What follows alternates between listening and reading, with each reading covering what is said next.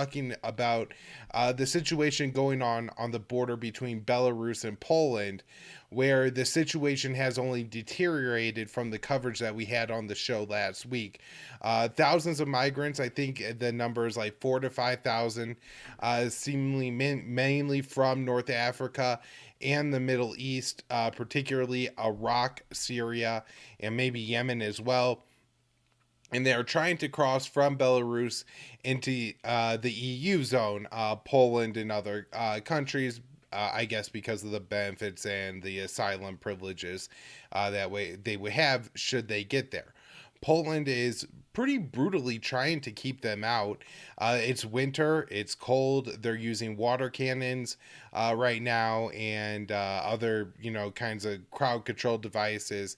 I don't know if I've seen gas, but I've certainly seen some physical altercations between the Polish military and the people trying to cross over from Belarus. This is being described by the United States, the European Union, NATO, particularly Poland, Lithuania, and Latvia, as being akin to terrorism and some kind of warfare put on by Belarus to weaponize these migrants. Now, the really confusing part for all this, Connor, is that these migrants seem to be products of U.S. instability who are legitimately seeking to get to the European Union, and that Belarus is a country that they can fly into from the Middle East, and that's one of the reasons that's going on. So, in response to this, the EU announced new sanctions on the Belarusian airlines, Belarusian travel agencies, and other people within Belarus that they believe are in any way helping people travel from the Middle East to Belarus. Now, all of this seems very hypocritical from the, kind of stated moral immigration policy that we're supposed to have. These scenes on the border, I know you looked at some of the video, Connor. I don't have anything loaded up here today for the audience, but it's pretty rough the way that these migrants are being treated. Probably worse than things going on the U.S. southern border, at least in part right now, because you do have the possibility of people freezing to death. I think 9 migrants have died in the past couple of months, including a 19-year-old Syrian who recently drowned to death. And there are reports that once migrants have crossed from Belarus into Poland and made asylum claims, that the Polish military are just driving them back into Belarus and dropping them off. And so, very confusing on shouldn't this migration be allowed? Why is the U.S. Working with Poland to help basically weaponize? But, this has turned into a wider geopolitical issue, Connor. It's not just merely like a migration border crisis or something like that, but rather this is a situation now where Belarus is maybe the most significant state ally of Russia, at least in name allies as far as it goes, and they Russia has military presence in Belarus. They flew bombers in Belarus in the past week. And then, of course, Poland is a NATO country. And so this is putting NATO and Russia really on each other's borders. Now, there was the issue where the Belarusian president threatened to cut off the Russian gas that runs through Belarus. And I thought it was very interesting that Putin essentially walked this back and said that this won't be happening.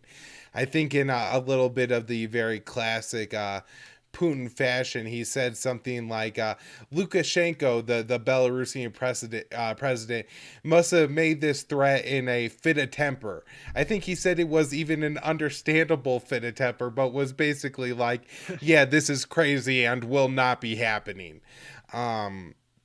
Really walking that back. Now, interesting, and I'll just go ahead and mention this now, that we had this week Germany announcing that there was some like red tape bureaucracy that Russia had to complete, and that they were suspending the license for the Nord Stream 2 pipeline, and this actually caused an increase in gas prices in Europe, which I thought meant it was maybe more than a simple like bureaucratic hurdle that's going to be cleared in a week or something like that, that this may be a little bit more of a significant issue, that this particular minister in Germany has some power to actually hold up the pipeline. And so who knows, maybe Putin will see like a whole bunch of leverage here and actually like look to exploit this or something in the future. I feel like, generally the EU is putting themselves in kind of a bad position with their reliance on energy on Russia and the amount of threats they're in sanctions right now that they're putting on Belarus. So I don't see any way that this situation is going to be resolved other than the U.S. continuing to put pressure essentially on the countries in the Middle East where they have some influence. Turkey, Iraq, Syria, and doing everything they can to prevent people from migrating to Belarus. Now, one of the really horrific things about this, Connor, is there's not much opportunity. There's a lot of warfare in these countries. Right now, like let's say you're living in Syrian Kurdistan, the SDF, the faction that the U.S. is backing, is launching an all-out conscription campaign for all the males that are living there. And so, you have somebody like myself or you who's ideologically opposed to engaging in warfare. You know what I mean? Like, even if they drafted me, I wouldn't go. Well, in the U.S., at least they just throw you in jail. I'm not sure that the SDF would be quite so forgiving. They might say, well, if you're not with us, you're against us. And so, get on your knees and dig your own grave kind of. I don't know if that's actually what's happening, but I'm guessing that it's not quite as friendly as, you just do like time in a U.S. prison or something if you're rejecting the Kurdish demands to enlist. And so, yeah, these people should be able to flee that, and the U.S. I think and our European allies are looking actively to engage these Middle Eastern countries in diplomacy to try to stop the flow of migration in the Middle East. Now, nobody's looking at it or talking about like, oh, maybe we should stop our occupation of Syria. Maybe we should get our troops out of the country, stop bombing, creating so many of these migrants. But that's, of course, never a part of the conversation. Just a couple more stories on the potential military buildup here, Connor. We had Belarus seeking new Russian missiles. These missiles are, I believe, the Russian short-range missiles and would have a range of 500 kilometers. And so this will be a new missile system for Belarus, and of course, if they get it, then the U.S. would certainly give Poland some kind of new missile system as well. The U.S. will be giving Poland 300 used MRAPs. The price for these was not disclosed, but it's expected that these 300 MRAPs will be in Poland this coming year in 2022. Connor, I think you had an article on a potential tank sale to Poland. Do you want to give us that update real quick? Yeah, absolutely. So, it's interesting because I know those are secondhand, but those MREPs, I believe I saw in the article, you can confirm, I think they're from General Dynamics. These tanks are as well. These are Abrams tanks. We covered this back in July. They were, it's basically Poland wants to purchase from the U.S. 250 Abrams tanks. Let me get the full model name. It is the M1A2 Abrams SEP V3 tanks. And they're hoping that they can get those as early as 2022. But the General Dynamics chief executive said, this is a report from last month, that that the sale might not go through for roughly 2 years. But what's interesting is Congress is trying to hit the accelerator on that. So you have the defense minister of Poland saying that the delivery of the new tanks was expected next year. He doesn't disclose the value of the deal. When we reported it, Rick Rosroff was saying that the estimates are that it's between, I think he said, $3 and $5 billion. And what we're seeing now is that in the House Armed Service Committee's version of the NDAA, they expressed approval for the deal and for Poland's decision to buy the tanks. They said, quote, "This will enhance NATO's ability to deter Russian aggression on its eastern flank, and the committee encourages the administration to facilitate this foreign military sale as soon as possible." They've also directed Lloyd Austin and the Defense Security Cooperation Agency to brief congressional defense committees by the end of this year on the process. And let's see. That's oh yeah, and they say Poland is aggressively modernizing its military capability with a focus on interoperability with U.S. Army and Air Force capabilities. And they border Russian territory, of course, in Kaliningrad. So Right. just another source of tension for sure. Yeah, so there's really a couple issues here, Connor. There's first the cruelty directed at these migrants by the countries that are the loudest about human rights violations and all that, which seems entirely hypocritical and disgusting. The fact that some of these people's lives are really on the line right now, and that rather than allowing them into the EU, which I'm guessing, like, if Russia or Belarus was engaging in this kind of behavior, we would be saying it's reprehensible on that end. But then there's also the overall escalating tensions and seemingly a U.S. effort to meddle in Belarus and potentially strip away a Russian ally. And I know that there's a new article out that you were telling me about from Alan McLeod. I haven't had a chance to look at yet, but I was hoping that you could break that down for us and kind of get into some of the workings here in Belarus before we look at the bigger U.S.-Russian relationship. Absolutely. So Alan McLeod wrote this piece last month called "U.S. Writes Belarus into Its Familiar Regime Change Script," and there's going to be a lot of familiar characters in this. So of course Belarus is, the NATO strategy, the American strategy, is to surround Russia, of course, with military assets and NATO states. And for the most part, they've accomplished that, with the exception of a handful of states, including Belarus, Ukraine, and Georgia. But they have Belarus in their sights. So Joe Biden, at a speech when he gave his speech to the UN General Assembly, said that this is a joke, but the U.S. Would pursue relentless diplomacy, finding, quote, new ways of lifting people up around the world and renewing and defending democracy. He said, quote, the democratic world is everywhere. It lives in the anti-corruption activists, the human rights defenders, the journalists, the peace protesters on the front lines of this struggle in Belarus, Burma, Syria, Cuba, and Venezuela. So, as Alan says, Belarus is first on the list of states in desperate need of a regime change. So, in June, when the EU, Canada, the UK, and the US were announcing new sanctions on the Lukashenko government, they put out a joint statement that said, "We are committed to support the long-suppressed democratic aspirations of the people of Belarus. We stand together to impose costs on the regime for its blatant disregard of international commitments." So Alan went and investigated into all this, and he found out that the National Endowment for Democracy, which is essentially a Reagan-era front group that runs coups and color revolutions, notably in Eastern Europe since the Clinton and Bush II era, including the coup in Ukraine that Victoria Nuland and Victoria Nuland was really sort of the mastermind behind, and Joe Biden obviously played a big role in. They're spending millions of dollars yearly in Belarus. They have 40 active projects inside the country, all with the same goal of overthrowing Alexander Lukashenko, who's been in power since 1994. And they want to replace him, of course, with a U.S. puppet. And they're focusing on three areas. Alan says training activists and civil society organizations in nonviolent regime change tactics, funding anti-government media, and bankrolling election monitoring groups.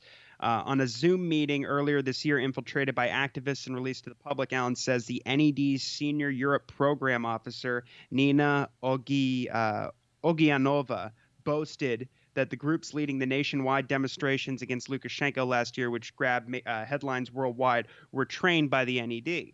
Quote, "We don't think that this movement that is so impressive and so inspiring came out of nowhere, that it just happened overnight," she said, noting the NED had made, quote, modest but significant contribution to the protests.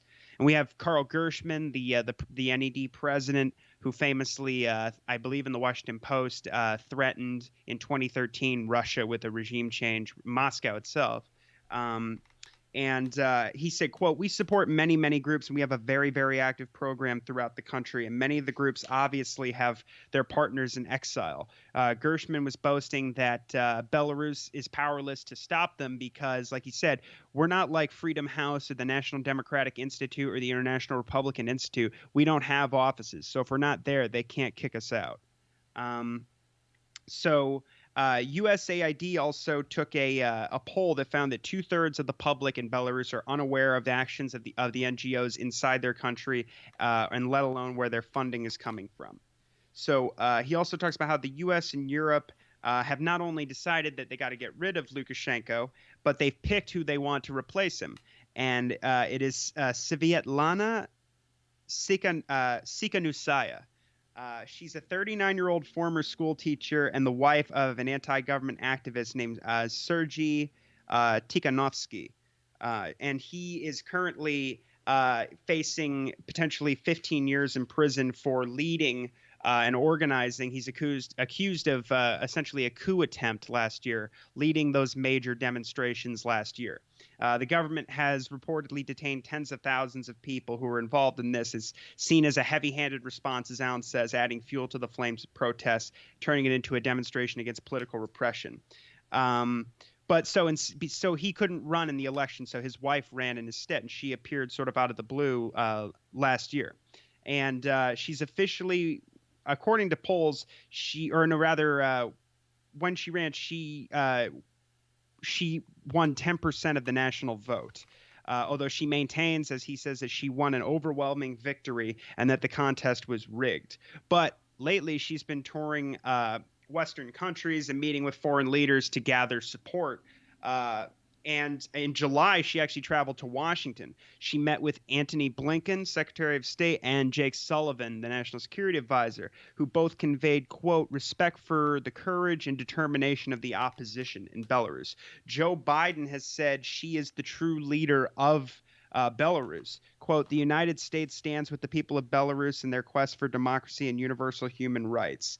She's received NATO's blessing.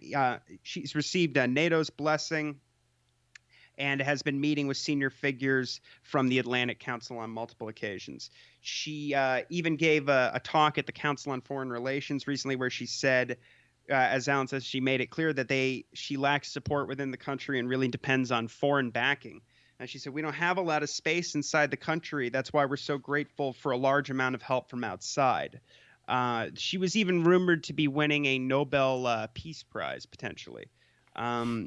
And there was a study conducted by Chatham House and the Royal United Services Institute that found that only 10% of Belarusians believe she would make a good president, compared to 25% for Lukashenko.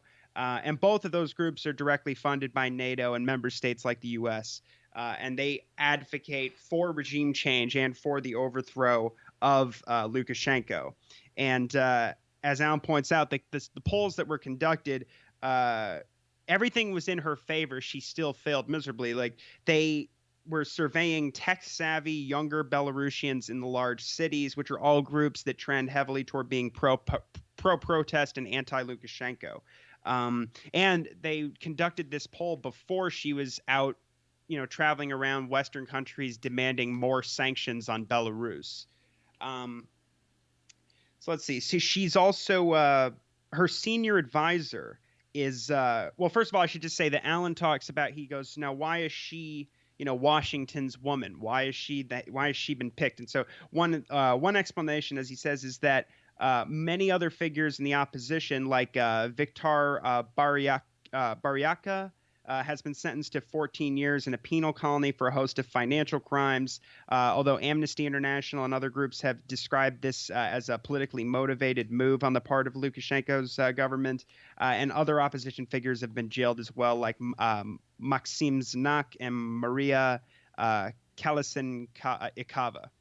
But he also says that it's also because she's marketed herself essentially as, the best pick to be the next sock puppet for the West and for the U.S.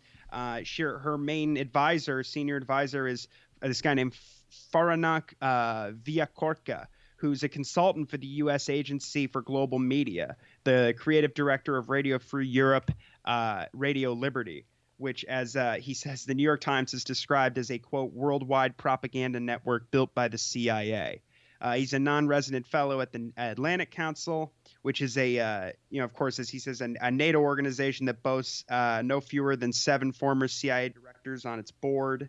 And she has said she's not only calling for them to overthrow Lukashenko. She said at the Atlantic Council, I think it's high time for democratic countries to unite and show their teeth. She's described, other would-be sock puppets anyway, as inspirational. She said Juan Guaido is an inspiring figure, and she has also.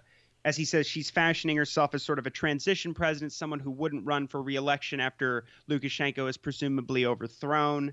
Although, as Alan points out, this is very much like Janine Áñez, who was installed in a U.S.-backed coup in Bolivia against Evo Morales in 2019. And though she described herself the same way, I'm just the interim president, she immediately began, transforming the country's economy and foreign relations, privatizing state assets and moving Bolivia much closer to the U.S. She suspended elections 3 times before she was forced to concede, as Alan says here, after a nationwide general strike that paralyzed the country. So Sikonisaya she even met with Victoria Nuland when she was in Washington, of course, who led the coup in Ukraine, as I mentioned earlier. And at the Council on Foreign Relations, she said she sees a lot of parallels between her situation and the Maidan Revolution. And then the other thing he talks about is there was that journalist who was,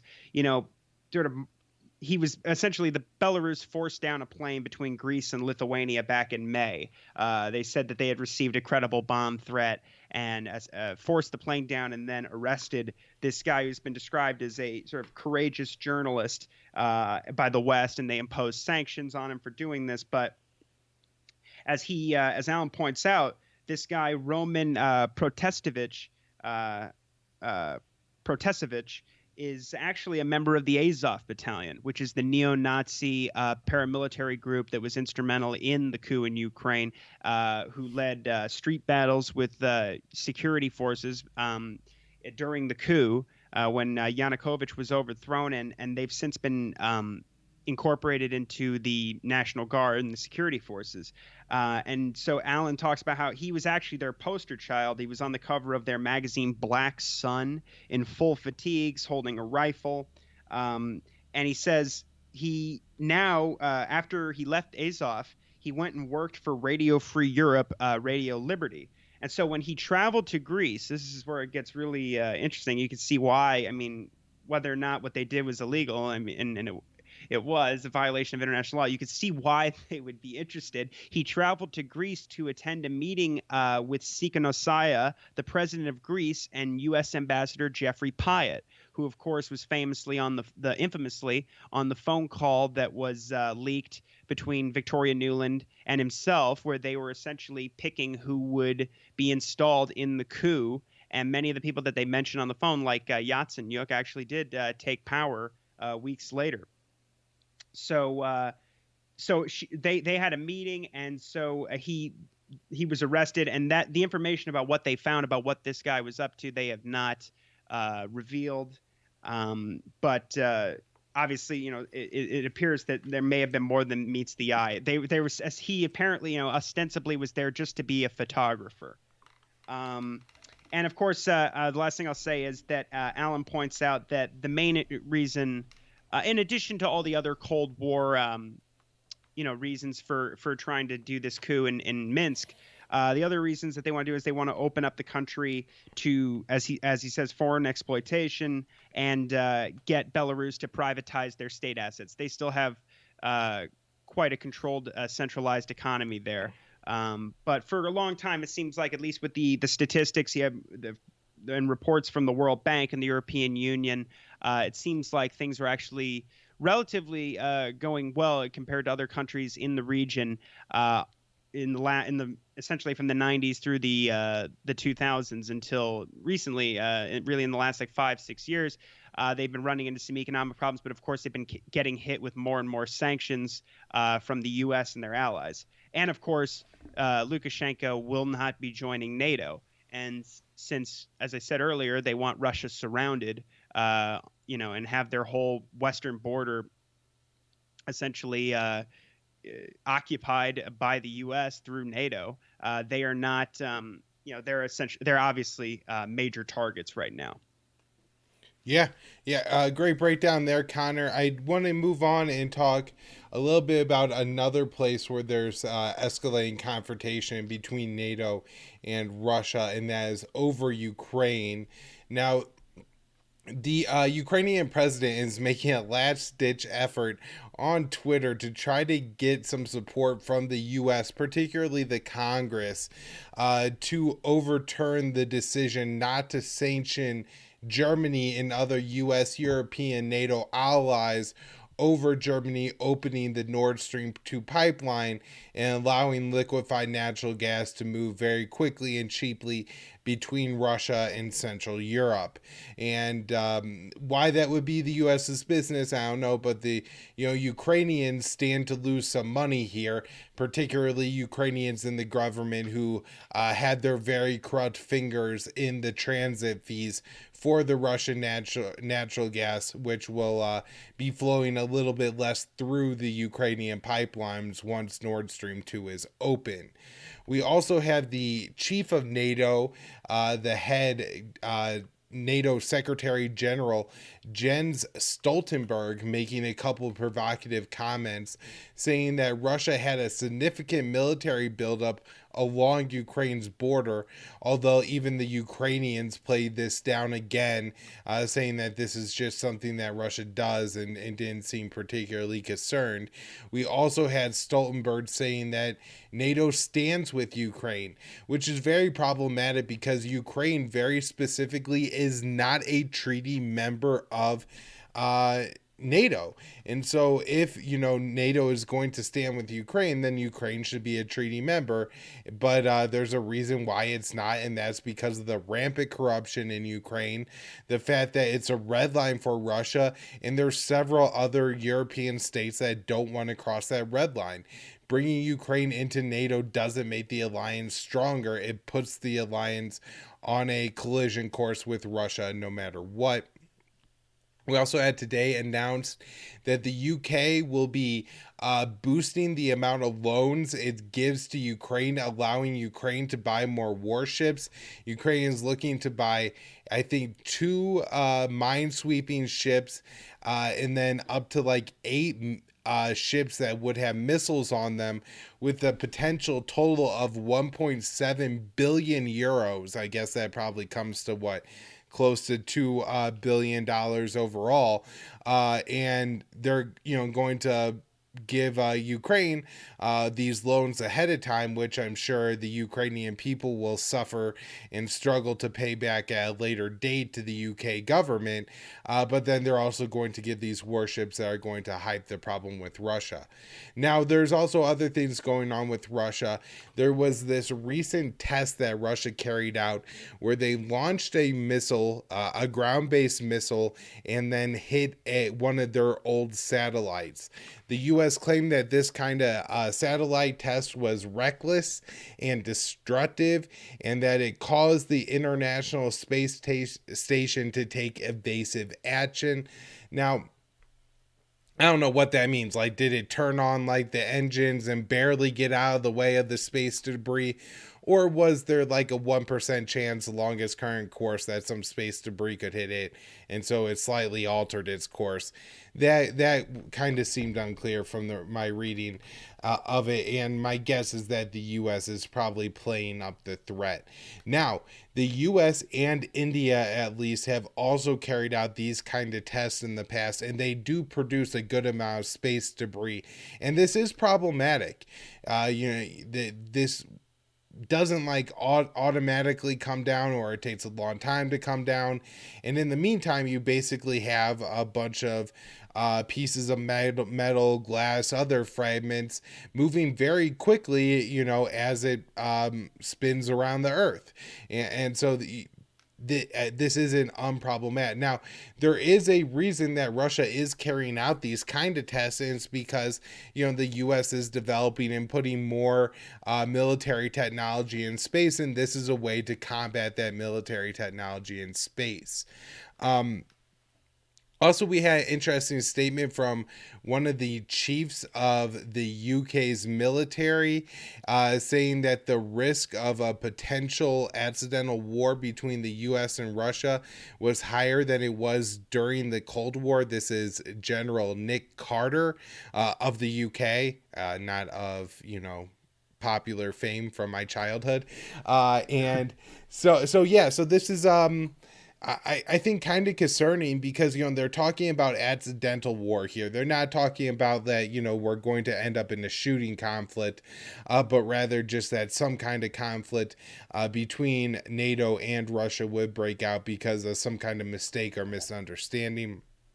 That story that I have here on Russia, Connor, is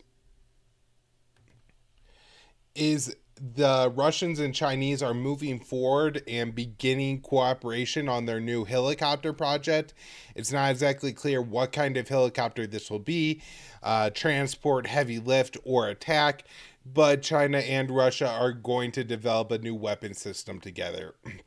And of course, as we talked about a lot on this show, Connor, the reason for that is the increasing U.S. aggression against both Russia and China, pushing two countries who at least are not natural allies, certainly not natural military allies, have territorial disputes and kind of cultural long-standing disputes between the two countries, but nonetheless are moving closer together because of the U.S. aggression at the two countries.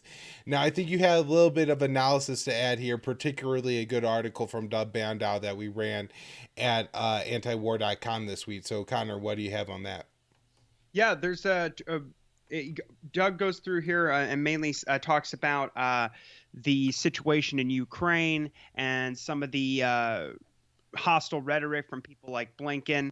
They're really kind of, if you look at a lot of the quotes, from like you were discussing earlier from Blinken, a lot of it is, if he's they're kind of replaying the hits from earlier in the year when they were essentially talking about the same thing, that there's a Russian buildup near Ukraine, and our support is ironclad to their sovereignty, to their territorial integrity, to their independence.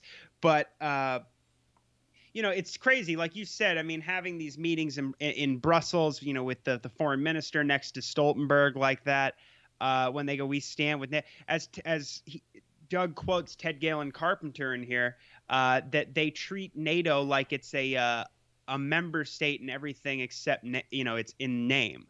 Of course, as Austin was traveling to Ukraine most recently for this, he toured. He went to Ukraine and Georgia, and I believe Romania as well. But when he was in Ukraine and Georgia, he was talking about how the door to their NATO membership, that door remains open. And they were moving, a large portion of a weapons sale, delivering it to Ukraine at that time. And also around that same time, of course, the U.S. was flying bombers over the Black Sea that were intercepted by Russian fighter jets, and they turned around. But what's interesting here is, with everything going on with the crisis, or manufactured crisis, depending on how you look at it, in Ukraine over the supposed Russian buildup, which now they're saying there's like 100,000 troops. Not too dissimilar, of course, from what we heard earlier, but of course, like before, it's they make sure to report that in a vacuum, so that we are not, or at least mainstream America is not thinking about how NATO and the U.S. provoked this, at least, and maybe deliberately provoked it. When you send warships into the Black Sea to train with NATO members, I mean, constantly running months ago, of course, the crisis in Ukraine in the first half of this year, before the summit in the summer between Biden and Putin, was the backdrop of that was, of course, the Defender Europe 21 exercises. They've been running exercises in Eastern Europe that the size of which has not been seen since the Cold War, at least. So what's really interesting and worrying, though, of course, that Doug talks about here is that the Republicans are trying to out-hawk Biden here. So you have particularly two GOP congressmen, Mike Rogers and Mike Turner, who have written Biden complaining Moscow has, quote, intensified rhetoric critical of Ukraine on topics ranging from Ukraine's military modernization and military partnerships to Ukraine's admission into NATO, and engaged in, quote, more aggressive behavior. And I like what Doug says here. Of course, this is very similar, of course, to how China reacts to increased cooperation with the U.S. and Taiwan when we send, government officials, high government officials in some cases, to Taiwan. You have senators flying over to the country, often in military planes. Now it's been much more public. We have Tsai Ing-wen, the president of Taiwan, of course, acknowledging a U.S. military presence on the island itself. So, it's very analogous. But of course, there's no self-awareness when you're an empire. And you're trying to dominate the planet. So they say they want Biden to, quote, take immediate and swift action to provide support for Ukraine in the form of intelligence and weapons. And they also say,